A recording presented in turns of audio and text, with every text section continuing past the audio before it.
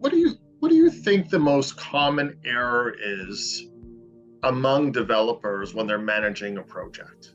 Like, what is the one thing that you sort of see most often and is most common?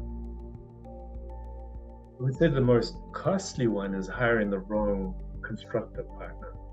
So when they pick their constructed partner, it's such a critical decision, and I don't want to make it sound like it's an absolute nightmare when you pick someone that's not experienced.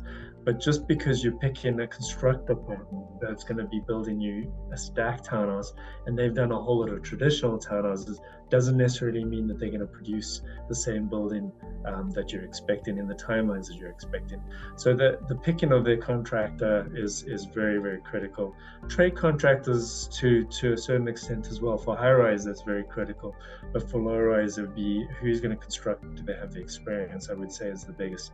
And then the interesting thing is when people try to cheap out on things that actually make sense from a cost mitigation perspective, the overhead or the general requirements, not having a site super or assistant super, or cheaping out on the supervision on the site, ends up costing them more on change orders and things that are coming through from the trade. So I would say, sometimes just focusing in on the wrong cost to save is probably a big error for a lot of the developers that don't have the experience.